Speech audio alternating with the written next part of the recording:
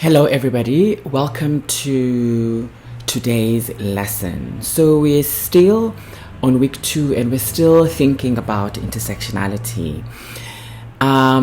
Here I want us to really focus on the idea of social positions and the idea of identities. Although these are relatively two different things, they often overlap, right? So if you look at this graph, right, of different colored rings that has age, ability, race, sexual orientation, gender identity, class. So class would be something that one would consider a social position, right? In that, this is a position in which one is situated in society, whereas something like gender or sexual orientation is something people identify. But of course, people see these things differently. Some people will say that they take on a working class identity, right? That it's not just a position for them; it has become their identity. And I think that middle classness can also become, a part of someone's identity, even if sometimes people don't say. But the distinction here for me is a social position like class is something that one can change, whereas things like race as an identity, sexual orientation are things that are not necessarily that people can change. I think that, although of course that can be complicated, and that people can say that sexuality is a spectrum, right? And that one can move along the spectrum at different points in their lives. And that's a valid argument. But I thought it's important to think about social positions and identities as we're thinking about intersectionality, particularly because they affect where people are positioned in life, and they affect people's trajectories, as I spoke in the last lecture. And so this graph is very good. This graph gives you, very solid, very clear positions. But the next graph is a bit more complicated and even more involved. And I think also helps us to see and to think about social positions and identities. So unlike the first graph, this graph is really, really loaded, right? There's so much here. There's mental health, there's ability, there's gender expression, right? There's age, there's gender identity, right? Which could be different from your gender expression. There's language, there's political affiliation, there's location, right?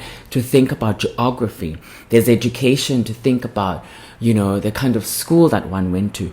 Because of course, right, the kind of education one gets determines the kind of trajectory that you will have in life. Right, if you go to a formal Model C school versus a rural school, your trajectory may be very, very different in terms of what you end up doing and where you end up going, because of that very education. And so I think that it's important for this graph, for me, makes a visual impact of the ways in which different identities, different social positions impact on one's life and one's a trajectory in the world. And so I think I want you to think very carefully about your own positions and about your own identities and about your own kind of trajectory in terms of, had you had a different nationality, had you had a different home language, had you had a different education, had you had a different gender, had you came from a different culture, what would your life look like today, right?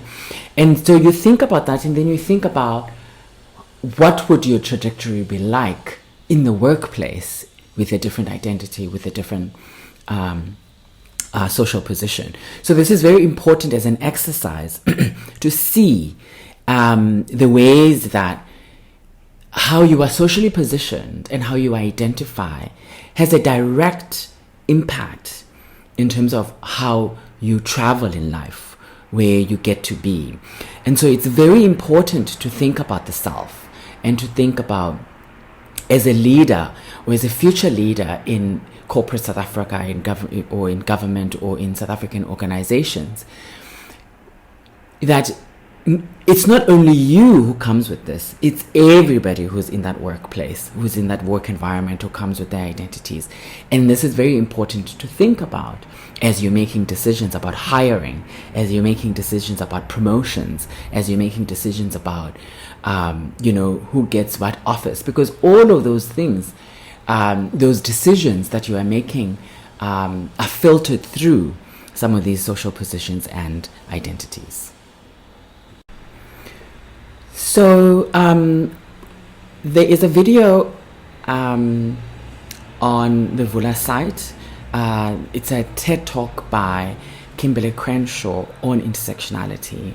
This is a very, very illuminating video, and I really, really encourage you to watch the intersectionality video and hear how people's social positions and identities affect their trajectories in life.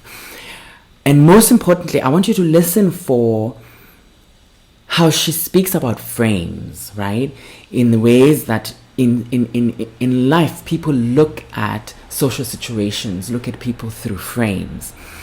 And how, in order to understand the world, we use these frames to see the world. And sometimes the information we are given by the social world doesn't fit into the frames that we know, into the frames that we've been given, right? And so it demands us to open up our frames. It demands us to look beyond what we've been given by our family, our community, our background, right?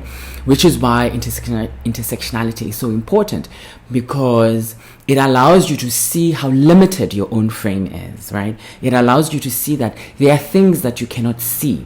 So the idea of the frame is very important here.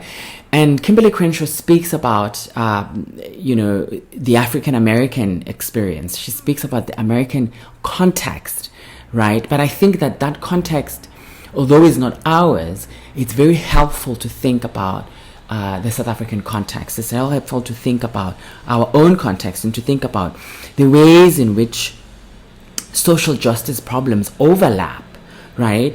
And how multiple levels of social injustice happen, and if we do not have the frames to see them, some people's lives, some people's ways of being, they fall through the cracks, right? So I want to encourage you to really watch this video and think through the examples that Kimberly Crenshaw is making in order to make sense of this. And again, it's very important. I want you to think about yourself and think about your own identities.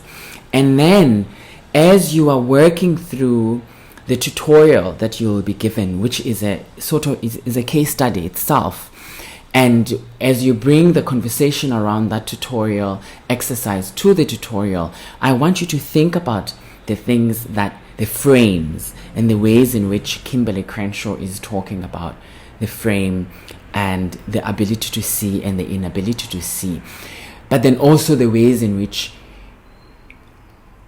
people's ways of being in the world disappear for others because they are not within a frame.